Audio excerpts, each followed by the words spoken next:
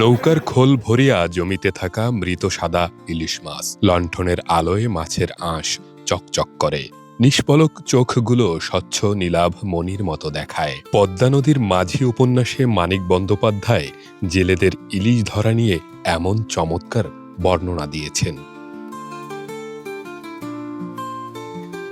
ইলিশের খ্যাতি তার অসাধারণ স্বাদ ও গন্ধের কারণে।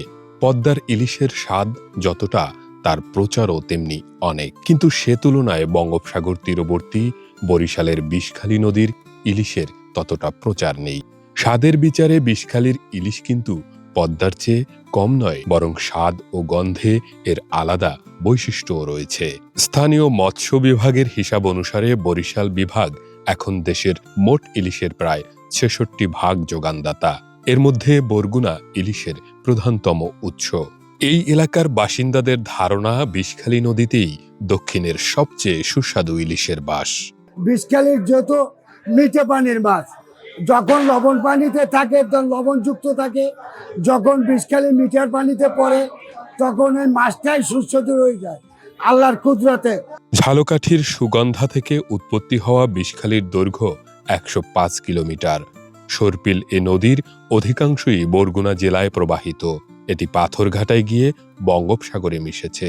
বিষখালী যেখানে সাগরে মিশেছে, সেখানে আরও ২ নদ নদী বলেশ্বর এবং পায়রাও এসে সাগরে পড়েছে।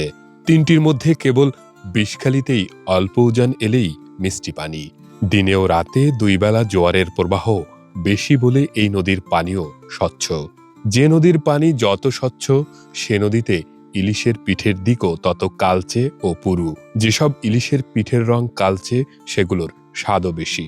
এজন্যই বিষখালীর ইলিশ পরিপুষ্ট, উজ্জ্বল ও বেশি স্বাদযুক্ত। প্রজননকালে ইলিশ সাগর থেকে ঝাঁকে ঝাঁকে বিষখালী নদীতে আসে। সাগরে থাকাকালে এরা প্রচুর সাঁতার কাটে, খাবারও কম খায়, তাই শরীরে চর্বি বিশেষ থাকে না।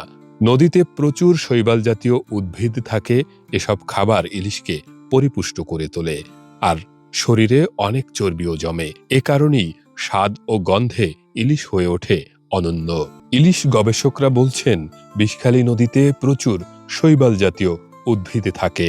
এসব খাবার ইলিশকে পরিপুষ্ট করে তোলে, আর শরীরে অনেক চর্বিও জমে। এ কারণেই স্বাদ ও গন্ধে বিষখালীর ইলিশ অনন্য। ইলিশ গবেষক ও মৎস্য বিষয়ক আন্তর্জাতিক গবেষণা সংস্থা ওয়ার্ল্ড ফিশের ইকোফিশ প্রকল্পের দলনেতা আব্দুল ওহাব বলেন, বিষখালীর ইলিশের সুখ্যাতি আছে। ইলিশের ২টি ভান্ডার বঙ্গোপসাগর ও পদ্মা মেঘনার ইলিশ নিয়ে গবেষণা হয়েছে। বিষখালীর ইলিশ নিয়ে গবেষণা হলে আরেকটি নতুন বৈশিষ্ট্যের ইলিশের ভান্ডারের সন্ধান পাওয়া যেতে পারে।